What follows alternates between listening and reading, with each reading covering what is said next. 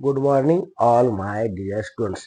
विद्यार्थी मित्रांनो, इंग्रजी भाषा अशी आहे, माणूस ऐकून ऐकून शिकतो. पहा, इंग्लिश शिका ऐकून ऐकून.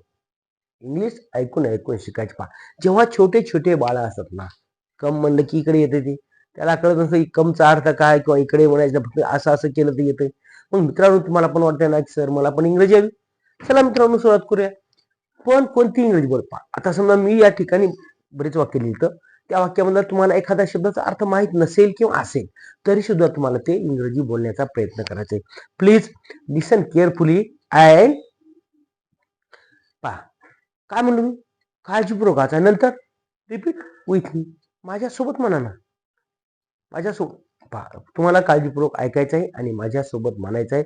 Practice makes man perfect. आणि प्रॅक्टिस शिवाय काही खरं नाही. कमीत कमी दररोज मित्रांनो, कमीत कमी तुम्ही 10-20 वाक्य रोज इंग्रजी बोलली पाहिजे. Mother please give me dinner, काय पण बोला इंग्रजीमध्ये. पप्पा प्लीज गिव्ह मी 100 रुपीज, काही पण बोला इंग्रजीमध्ये. मित्रांनो बोला, अरे भया please give me your English book. असे आपण जेव्हा बोलतो ना मित्रांनो, तेव्हा तुमचा कॉन्फिडन्स हा हाय लेवलला. चुकू द्या हो, चुका पण शिका. काय म्हणतो मी, प्रॅक्टिस करा, प्रॅक्टिस करा. आपला मित्र बेटा, ए बेटा, hello hello, come come come, hello how are you, good morning, असं बोलत चला. मग तुमच्या लक्षात येईल की आपण गुड मॉर्निंगला काय म्हणतो, मग गुड इव्हनिंगला काय म्हणतो, गुड आफ्टरनूनला काय म्हणतो, गुड नाईटला काय म्हणतो. जेव्हा तुम्ही सरावानं बोलत असाल तेव्हा तेव्हा तुमची काय होईल, प्रॅक्टिस होईल तर होईलच, पण त्या शब्दाचा अर्थ तुम्हाला ताबडतोब कळायला लागेल. मित्रांनो, चला तर आपण आता सुरुवात करूया. की या ठिकाणी मी जवळपास 21 सेंटेन्स लिहिले आहेत. तर ते वाक्य तुम्हाला काय करायचंय, वाटलं तर स्क्रीनशॉट काढा आणि त्याचे तुम्ही वाचन पण करायचं आहे. मित्रांनो लक्ष द्या आणि माझ्यासोबत म्हणा. पहा, मला चक्कर येत आहे. आता हाऊ टू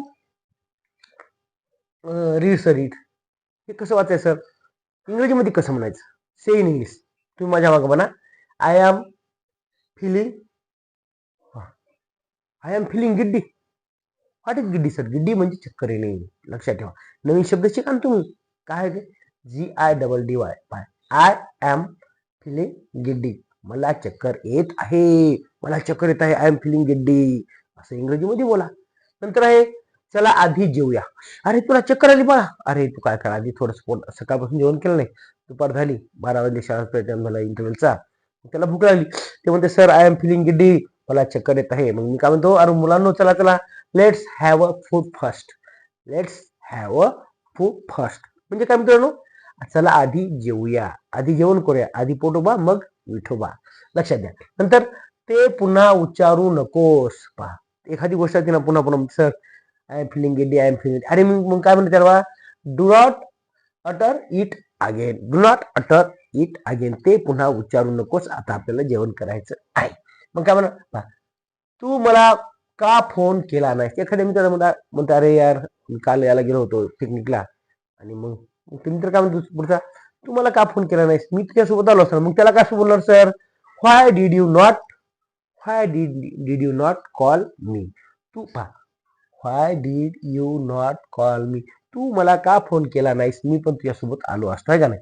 असं बोलायचं आपल्या इंग्रजीमध्ये. पुढे पहा, मला चुकीचे समजू नकोस. डोंट गेट मी रॉंग, मला चुकीचं समजू नको, मला चुकीचं समजू नकोस. डोंट गेट बी मी म्हणजे मला, रॉंग म्हणजे चुकीचं. पहा, मी तुमच्या सेवेत आहे. English Guru is here for you. मी कशासाठी करतो मुलांनो, हे तुमच्यासाठी की तुम्हाला पण इंग्रजी यावी. पहा, पण तुम्हाला ते यावीच यावी, पण माझी पण प्रॅक्टिस होती. पहा, खरं सांगा, मी इंग्रजी तुम्हाला शिकवतो म्हणजे काय, निवड तुमच्यासाठी नाही. मी दररोज कमीत कमी तुमच्यासाठी 10 मिनिटं शिकवण्यासाठी मी कमीत कमी 1 तास इंग्रजीचा अभ्यास करत असतो. आता सर तुम्ही तर गुरुजी आहात, तुम्हाला काय करायचं, बाबांनो तसं नसतंय. ती नवीन नवीन आलेल्या तंत्रज्ञानामध्ये झालेले बदल ते आपण स्वीकारले पाहिजेत. म्हणून मी दररोज कमीत कमी 1 तास इंग्लिशचा आणि 1 तास जनरल नॉलेजचा अभ्यास करत असतो. तुम्ही पण करा. Habit is most important. Success in your hand but you try to achieve it.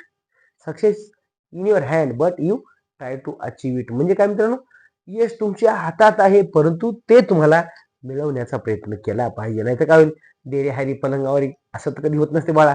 पोरं म्हणा सर देवा मला पास कर, देव काय म्हणतो, अरे गाढवा अभ्यास कर. लक्षात ठेवा. पहा, डोंट गेट मी रॉंग, मला चुकीचे समजू नका. पुढचं पहा, मी तुमच्या सेवेत आहे. सांगितलं मी, I am at your service, मी तुमच्या सेवेत आहे. तिच्याशी बोलण्याचा प्रयत्न कर. आता एखाद्या भावाची बहीण रुसली असती ना, मग काय ते बोलत नाही एक दिवस, मग काय म्हणायचं, try to talk to her, तिच्याशी बोलण्याचा प्रयत्न कर. मी माझा निर्णय घेतला आहे. काय घेतला बघा, I have made up my mind. I have made up my mind म्हणजे मी माझा निर्णय घेतलेला आहे. तू इतका वेळ कुठे होता? पहा इथं, तू इतका वेळ कुठे होता? इथं पहा, एखादी आई म्हणते, अरे बा तू इतका वेळ कुठे होतास? मग त्याला कसं बोलणार? त्यात आपण वेअर यू ऑल दिस आहे. मला लाजवू नकोस. Don't impress me. Don't impress me म्हणजे मला काय लाजवू नकोस. पुढे पहा, मला डोकेदुखी झाली. माझं डोकं दुखतंय रे बाबा, लय डोकं दुखी. मी काय म्हणणार, I had a headache. Headache म्हणजे डोकेदुखी. आय हॅड अ हेडॅक, मला डोकेदुखी झाली. पुढचं आहे, मी तुझ्यासाठी कोण आहे? हू. पहा, मी तुझ्यासाठी कोण आहे असं विचारायचं असेल तर काय म्हणणार, हू आय एम टू यू. एखादा मुलगा येते नातेसंबंध विचारताना, एखादा मामा येते, मग सांग बरं म्हणते मी कोण आहे तुझा. मुलगा हुशार असला म्हणजे यू आर माय अंकल असं म्हणेल. परंतु हू आय एम टू यू, मी तुझ्यासाठी कोण आहे. नंतर पहा, तू निराश का आहेस? व्हाय आर यू डिसअपॉइंटेड. पहा, स्पेलिंग मोठी आहे. TISAPPONINTED, डिसअपॉइंटेड म्हणजे निराश. माझा फोन चार्जिंगवर होता. आता एका मुलाने विचारलं, अरे बाबा सर मी तुम्हाला काल काल फोन केला होता, तुम्ही माझा फोन उचलला नाही. मग मी त्याला काय बोलणार, sir my phone was on. होता, इज नाही ऑन, वाज म्हणजे माझा फोन चार्जिंगवर होता, म्हणून बाळा मी तुझा फोन उचलू शकलो नाही. My phone was on charging, so I can speak with you. पहा, मला उद्या उशीर होईल. I will be late tomorrow. Why sir? आता एखादा मुलगा मुंबईला गेला असेल, मी म्हणून यायला आता, मग तो म्हणते, सर मला आता उद्या शाळेत यायला उशीर होईल, बरं मी काल मुंबईला गेलो होतो, आता येईल मी 1-2 घंट्यामध्ये. मग तो काय बोलला, I will be late tomorrow, मी उद्या उशिरा मला उद्या उशीर होईल असं तो फोनवर सांगू शकतो. नंतर तुमचे पोट फुगले आहे. एखादा माणूस पाठ ढेरी. Exercise is most important in your life. विद्यार्थी मित्रांनो, बरेच माणसं आहेत. मी एका माणसाला विचारलं काल, ते म्हणलं बाबा काका तुमचं जरा पोट फुगायलं असं. पोट फुगायले ते, मग ती कसं बोलणार, your tummy is bulging. Your tummy is bulging, तुमचं पोट फुगत आहे. मी म्हणलं सर व्यायाम करत होतं. नाही मग ते कमेंटमध्ये मला ते म्हणले, आमच्या जुन्या म्हणजे आमच्या याच्यात काय म्हणतात ते लोक, आमच्या पिढ्यानपिढ्या चाललं म्हणजे वारस. मला ते वारसा हक्कानं डेअरी भेटलेली आहे. अरे बाबा डेअरी कुठं वारसा हक्कानं भेटत असते का? व्यायाम कर ना, व्यायाम केलं की डेअरी कमी होईल. मग आता कंबर दुखायची, कंबर दुखायली, मान दुखायली. Exercise most important in your life. Exercise करा, फिरा सकाळी सकाळी. आता थंडीचे दिवस आहेत ना, तेवढं फिरा, काय होत नाही, व्यायाम करा. पा, मी भांडी घासली आहे. एखादी मुलगी म्हणते, सर मी आज सकाळी भांडी घासली, आईला मदत केली. मग ती कसं बोलणार, sir I have done the dishes. I have done the dishes, मी भांडी घासली आहेत. आळशी होऊ नकोस. Don't loiter. आळशी होऊ नकोस. किती दिवस लागतील बाळा तुला मी हे होमवर्क दिलाय, समजा एक पुस्तक दिलंय छोटस, ते वाचायला तुला किती दिवस लागतील असं बोलायचं असेल तर आपण फक्त किती दिवस लागतील कसं बोलणार, how many days will it take. How many days will it take म्हणजे याला तुला किती दिवस लागतील.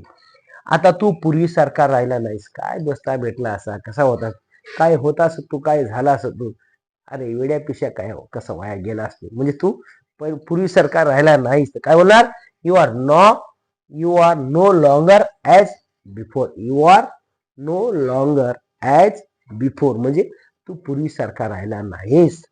शेवटी पहा, तिला स्पर्श करण्याची हिंमतही करू नकोस. Don't even dare to touch her म्हणजे तिला स्पर्श करण्याची हिंमतही करू नकोस. मित्रांनो, ही छोटी छोटी वाक्य आहेत, परंतु या ठिकाणी सुद्धा मी बऱ्याच ठिकाणी या वाक्यामध्ये सुद्धा तुमच्यासाठी बरं नवीन नवीन स्पेलिंग आले असतील, त्या स्पेलिंग बाजूला काढा, त्याचा सराव करा. ते शब्द सोपे सोपे सोपे आय एम हे सोपे पण गिड्डी आहे. गिड्डी असेल किंवा नवीन शब्द अटर असेल, अगेन असेल किंवा रॉंग रॉंग माहिती आहे सर्व्हिस असेल, कोण टॉक असेल, मेड अप असेल, माइंड असेल, हे जे नवीन नवीन शब्द आहेत ना त्यांचा अर्थ शोधा आणि ते आपल्या वहीवरती बाजू लिहा आणि तेवढेच शब्द पाठ करा. रोजचे कमीत कमी 10-20 शब्द नवीन नवीन आत्मसात करण्याचा प्रयत्न करा. मित्रांनो, व्हिडिओ आवडला तर नक्की शेअर करा. Sharing is caring. Thank you for watching. धन्यवाद. Good bye.